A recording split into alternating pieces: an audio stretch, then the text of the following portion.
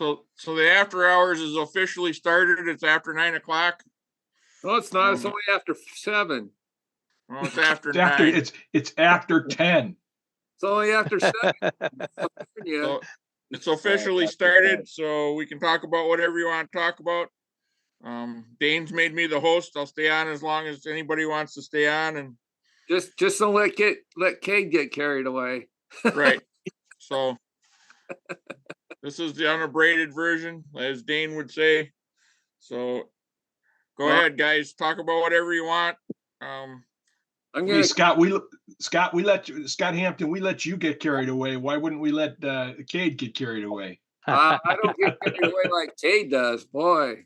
Until the night gets going, man. What you got, Kade? Show us what you got, Kade. What I got? I'm I get carried away, do I? For a few minutes. No, you don't. and for the record, I like it when anybody gets carried away because I learn stuff. Right on. I'm going to turn off my mic and camera, but I'm not signing off. I need to run to the market real quick, and I'll be back. Okay. So don't sign me out. I'll be back. I have a couple of things I was working on today, but they're not quite finished yet, so I'll have to show them next week. I was just carving and blending something I did on multi-access, but I still have to do the lid for that box, so definitely show that when it's done. And I have some pictures. But maybe I have something in my finishing area. Actually, I'm sure I do. Probably a couple hundred things.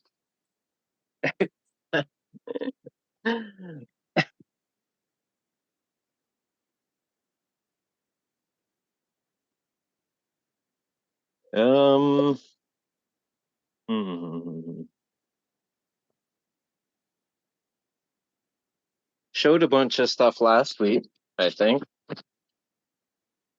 I don't even remember everything I showed, so hopefully it's not a double. Actually, I was really annoyed the other day because I went up to Barrie, about an hour and a half north of me, and a lady was getting rid of a whole bunch of wood because she was moving out of her house.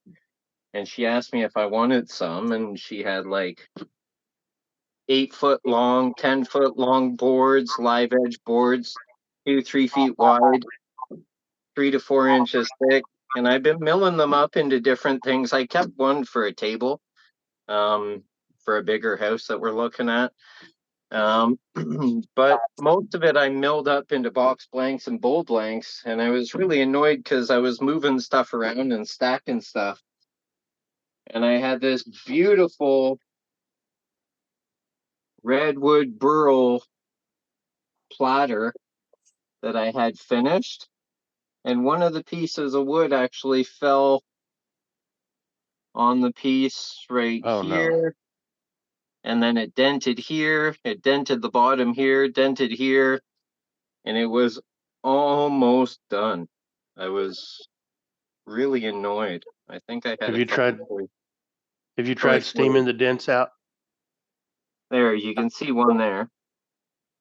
And then there's a couple in the bottom. I'm actually just going to use glue block.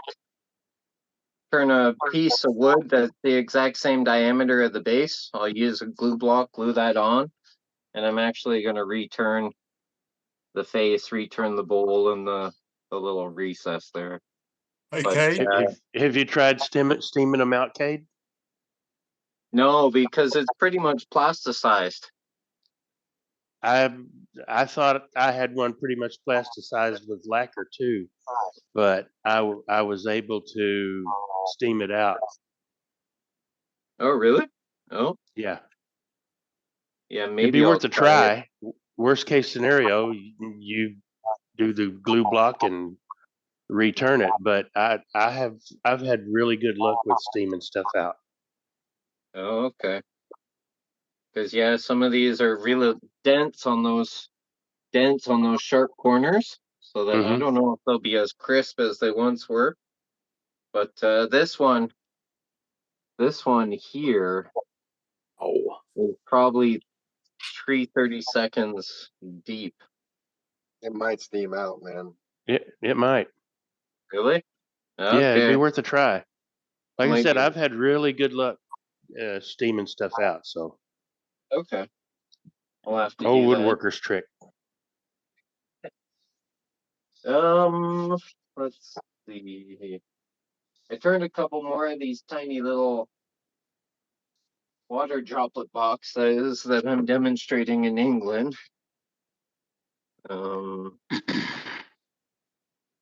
Here's one in ash. I dyed yellow. I think I showed the purple one. I'm not sure if I showed these ones, but they're fun to do. I gotta get all my actual pieces ready for the gallery, so I'm on a crunch for finishing those and getting them all finished.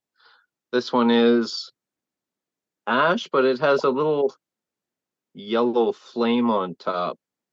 Oh, A little yellow flame on top. I don't know. There it is. yep. Oh, it's cute. So that one. This one I don't like as much, but I'm sure someone will like it. It's curly maple, dyed red, and it has some inlaid silver rod. One there, Oh, and one there. Wow.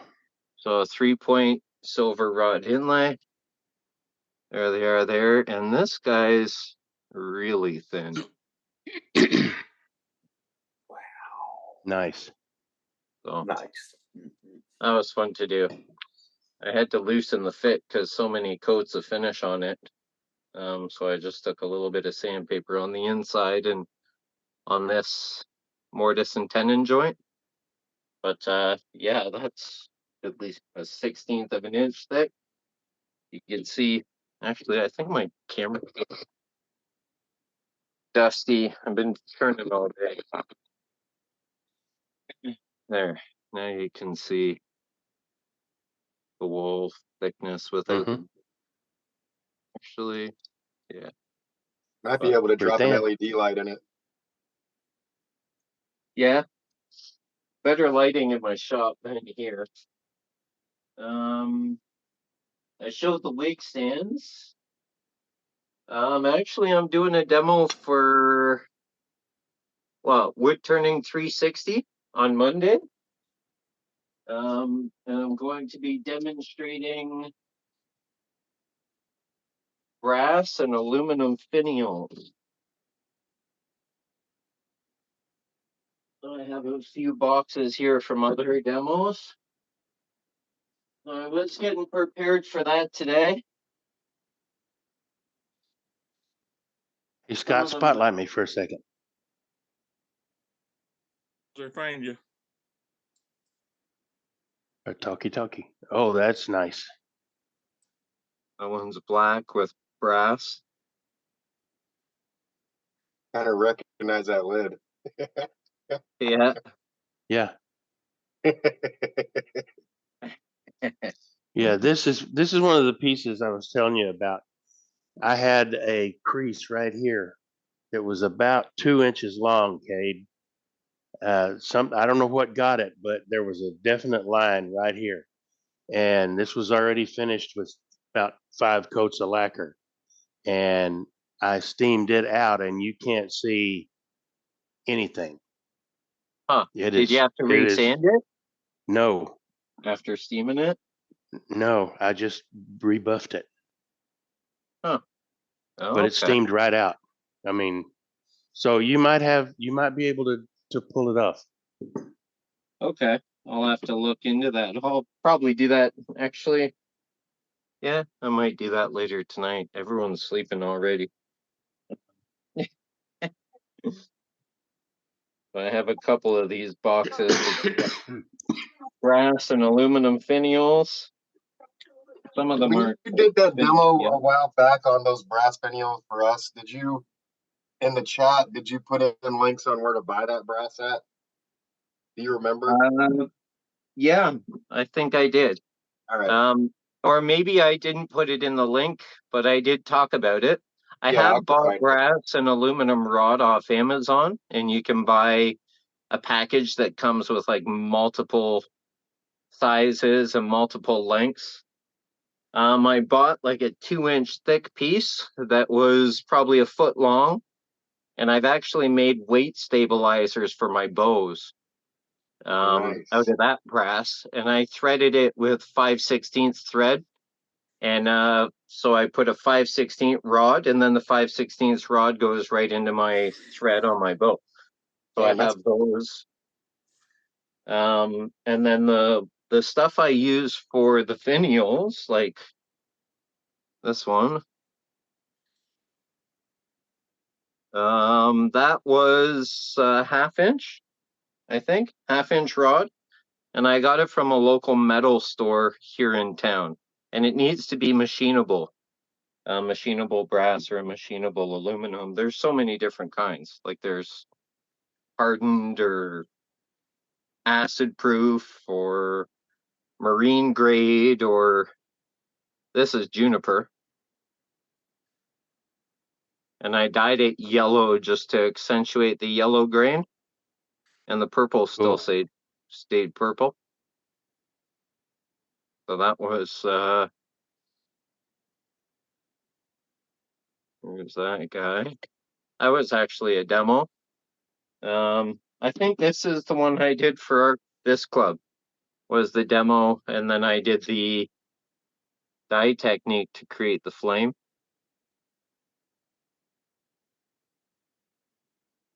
Pretty sure that's the one I did for you guys, unless that was a different club demo. I can't remember anymore. There's so many. This one was ash that was dyed yellow or brass. This one's brass.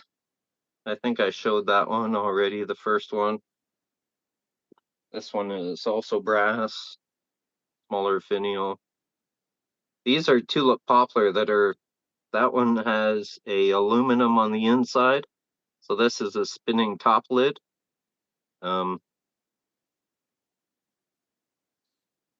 And this was tulip poplar that I dyed because tulip poplar is so boring and plain. This one is roasted ash. And maybe we can see, nope, can't see the grain quite. It's too shiny. But up close, you can definitely see the grain in the open grain. But I can even keep the ends. Like I even keep the ends and I'll create little medallions in them. Like this one. So even the pieces that I use for the chucking point, I'll keep them and I'll turn a little piece that just gets inlaid. This actually has some texture on it created by the sorbet texturing tool.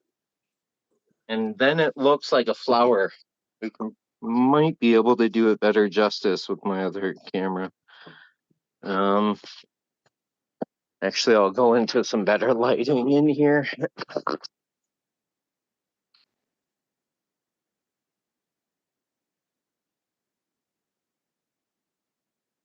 So there you can see it's textured to create like a flower design.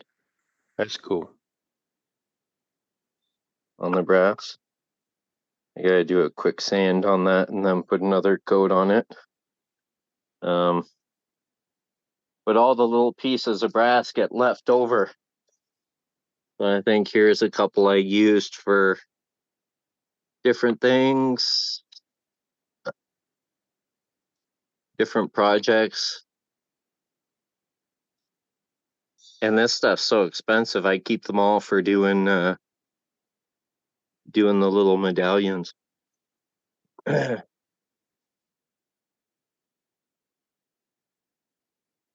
But yeah, and then I just been making boxes. I'm working on a new series of boxes. Friggin' boxes sell, man, so fast. It's crazy. Yeah, that's why I like doing boxes. I mean, in the beginning, I did so many bowls. I mean, I did so many uniform bowls and salad bowls and cereal bowls and textured bowls and live edge bowls. And Those are all hit or miss. You know what I mean? The really big ones, they'll go, but the other ones are sort of like you might have one for 6 months before it sells, but it'll sell. But the yeah, boxes, man, eventually, you stick a box out and it's gone.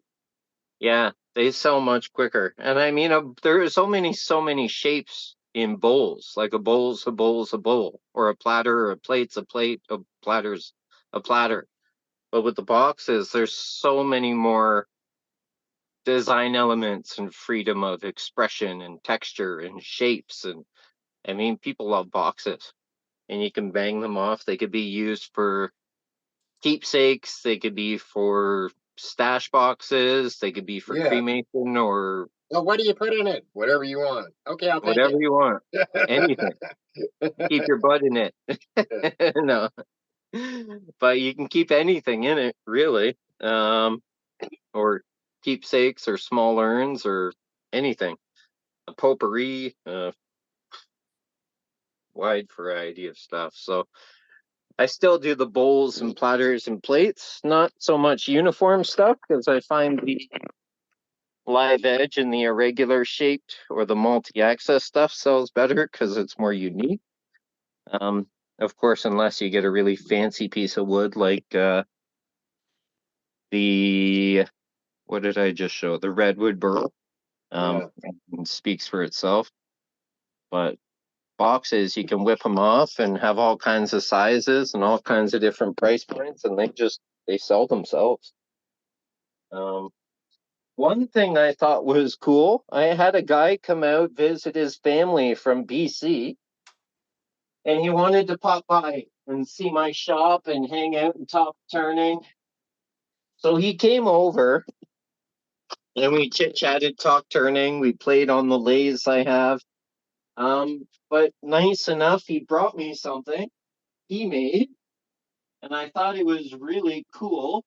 I'm just putting all these brass boxes back in this box so nothing gets dinged or damaged or dropped. And then I'll show you that thing he made me. It's like a salt and pepper grinder with a wooden housing or like a wooden sleeve on it. And I thought it was pretty cool. He says he gets the mechanisms at Canadian Tire. You could probably get them at Harbor Freight or Walmart or somewhere. They go on sale here and there. Of course, that drops. And I thought it was really cool. I had to do a little bit of a modification to make it fit properly because it didn't work when I got it, but it might have just moved or something, or it wasn't quite far enough. But this was something cool he made. So we see here, it's laminated. The base is walnut. The body is a type of cedar that's really only found on the west coast in Canada.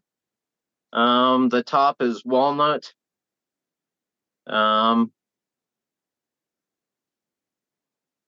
then here it has your little salt and pepper grinder right inside.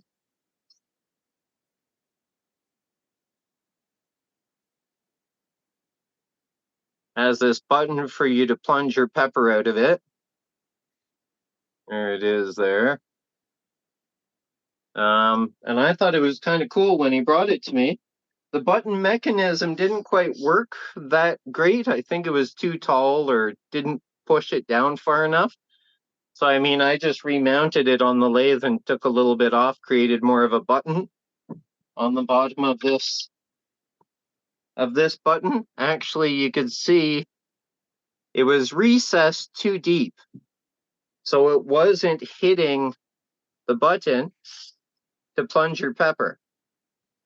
So what I did was I created this little piston that I inlaid on the inside of the button, and now it works perfectly fine. Has a little set screw here, which holds this in place on this little set point here. And I mean, these go on sale relatively cheap, all kinds of colors. And this just went in here like this. I'll actually just get that on there so I can get there it is.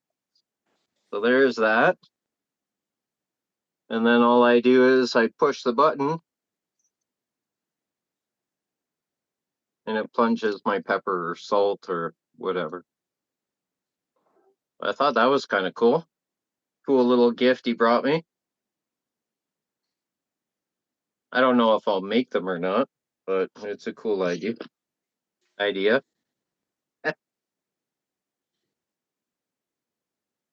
little sleeve.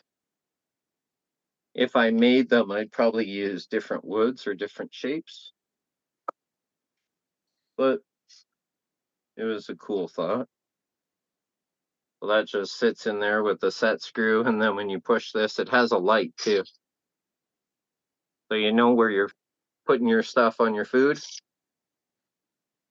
So kind of cool. Well, it wasn't quite shiny either, so I've been making it really shiny because I like shiny. And I find shiny really sells. But I mean, I'm not going to sell that. I'll keep that. But I wonder if I showed these little live edge bowls I've been doing. Or have I been talking too much already?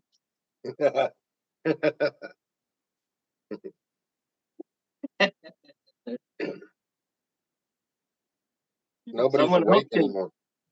Pardon? Everybody's asleep. Everyone's asleep? All right. So I guess I could still keep talking then. Or someone else wants to show something. Nah, it's probably good, man. Gary's probably drunk by now. Richard's probably sound asleep. Oh, he's Scott's awake gone. tonight. Right on. Richard's not sleeping. Oh, he's wide awake tonight. You bet. Notice Gary didn't say anything about whether he was drunk. Actually, I'll go in another room for these guys. Richard, is your club still meeting? Yeah, we are, but we got we had to move from the junior high to Everest Senior High School. Hey, Brenda. Just started a month ago. Okay. So, and then they've got a beautiful shop. I mean, they've got everything in there. So it's really nice, but they don't let us meet in the summertime. Oh, that's gonna be a bummer. Yeah, when there's that's no a bummer. school, when there's no school, we can't have our meetings. Huh. That's no fun. Oh, that dried. I got more sanding to do on this guy.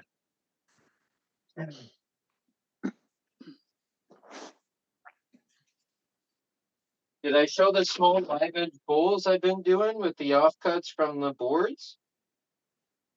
Nah. I don't remember. You showed I too don't many think things. so. I don't remember. Yeah, I know. I don't remember either. But yeah, I've been doing so many things. But when I got those big slabs, I milled a lot of them into bowl blanks or box blanks, or mostly box blanks. But I had all these off side cuts of the sides or the ends, the two live edge sides of the slab. So here is one in cherry. And even though they're so small, I still make them into things because small things sell fairly easy and quickly.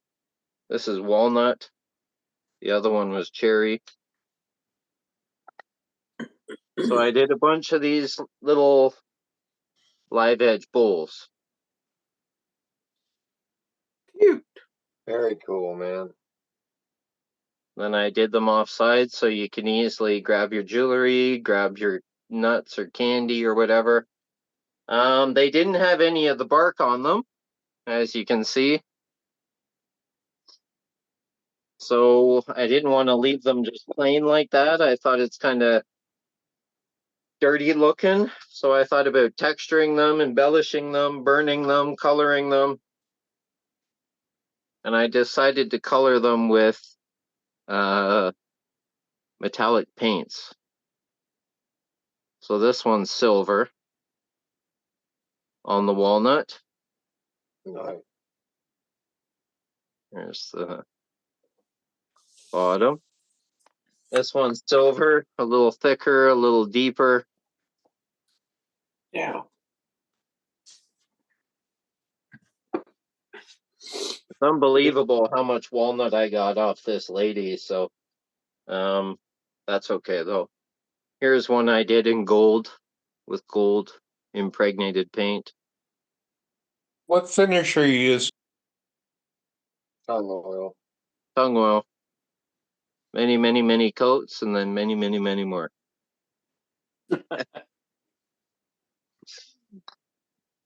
And then these are the cherry ones. I like the walnut ones better because you get a deeper contrast. But here's one of the cherry ones with the heart and the sapwood, some nice spalting. And then there's the top with the silver.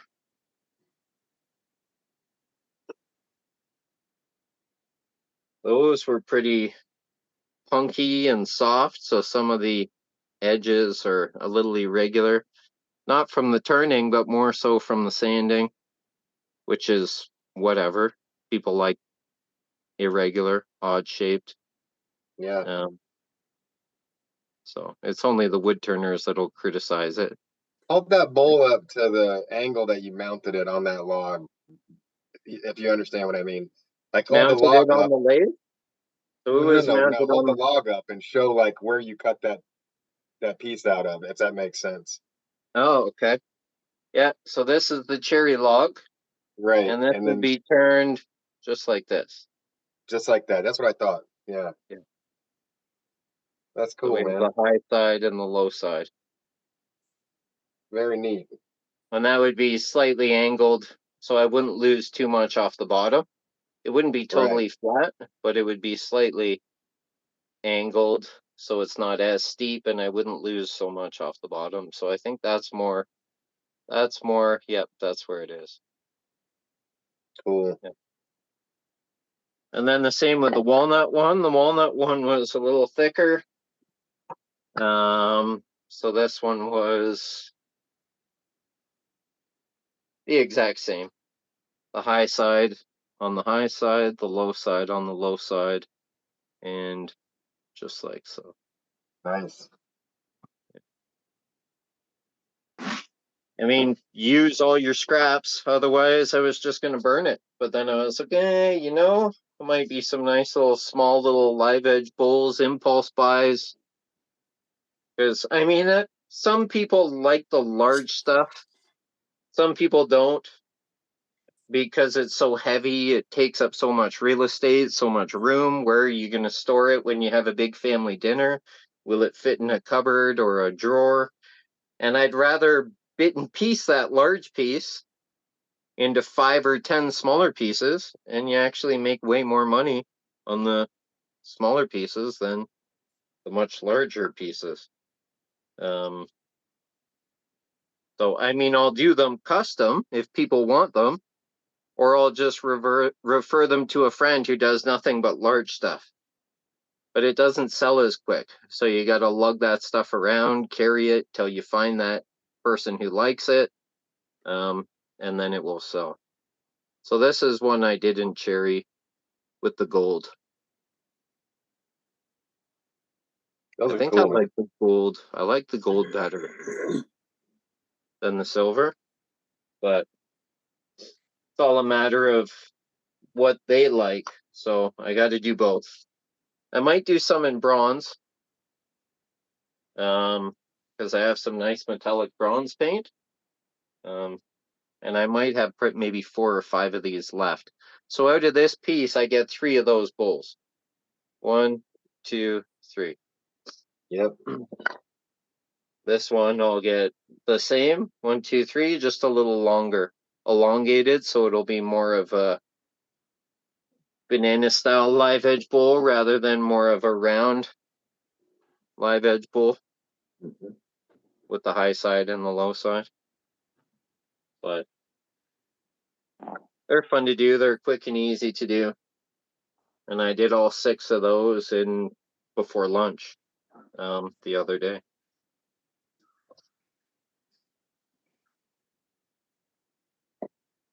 The hair sticks I've been working on are coming along really well. And now my wife wants a pair.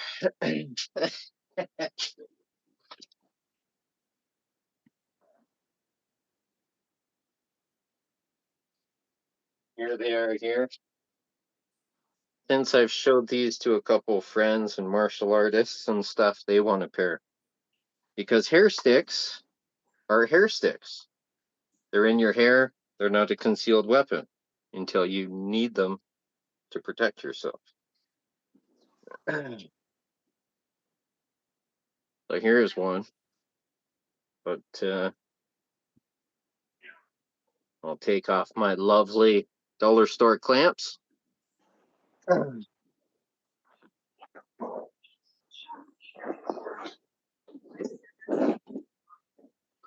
There.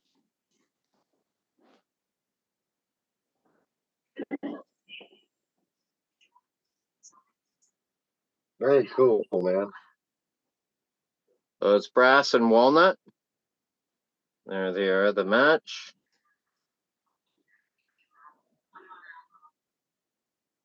There they are here. Yeah. So they're nice and weighted. Does it need to be Kelly or? You could actually throw this like a bow shuriken, and it'll actually go through all your clothes, your coat, whatever. Those are really cool. Thanks. Nice. Yeah, they were fun. They I were might have to tricky. make some of those. Yeah. So they're quite time consuming and precise with all the measurements, but yeah. And I'm getting them laser engraved because she wants designed by Kade on them. So yeah, I haven't seen anything like that yet.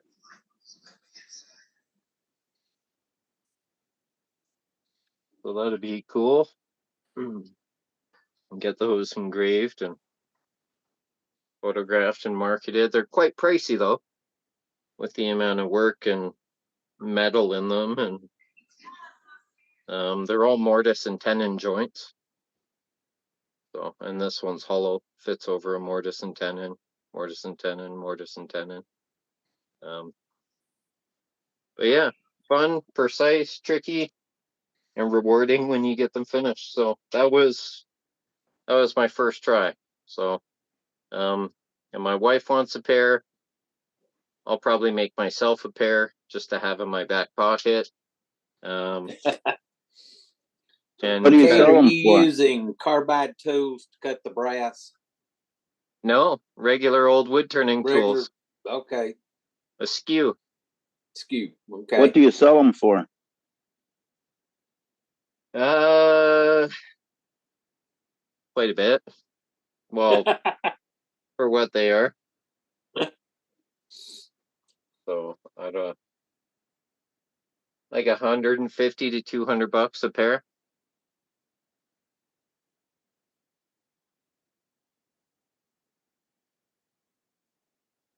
So the brass took a day, and then the wood took maybe no time at all. But my day was limited because I had my kid and pick up my kid, deal with my kid to and from daycare and stuff. But yeah, it was fun. The next ones I might do brass, I might do aluminum, might do bronze. But now I'll start making a bunch of them. So Aluminum Yeah, would be another- awful light. pardon? The aluminum ones would be awful light, where that's got some weight to it. Yeah, these have quite a bit of weight to them. I'm not sure what they weigh, but I don't know, maybe an ounce or two Mm-hmm. each. I'll have to weigh them on my wife's kitchen scale.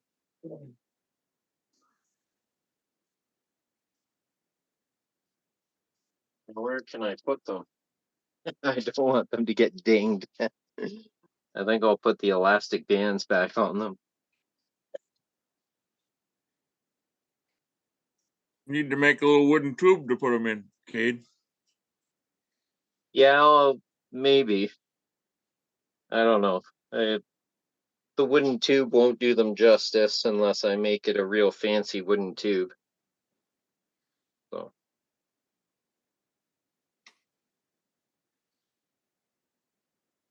But she wanted these. She's an artist and she paints, and she had this exhibition in Italy.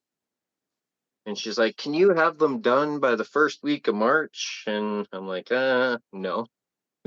I got too much stuff on the go and stuff like that, but I can maybe have them ready a couple weeks after you get back. So my waiting list is so long. I don't like doing deadlines. If people want deadlines, I'm quite happy not to do it. So, because I mean, I don't just do custom stuff. I do production stuff, I do artistic stuff, I do custom stuff, restoration stuff, and then teaching and demonstrating, and then family. So I'm not going to be consumed just by working and doing custom stuff or pressured or bullied by someone's deadline. If that's the case, I'm not going to do it. So it'll be done when it's done.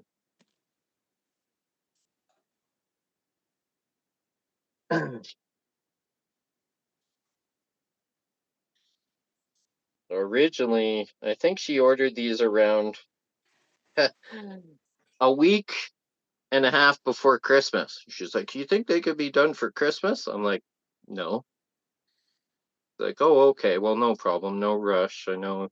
Get them done when you get them done, and you're busy." And like, well, if I put you at the bottom of my custom list, you'd be waiting a minimum of 6 months. So it's about that 6 months. They'll be totally done.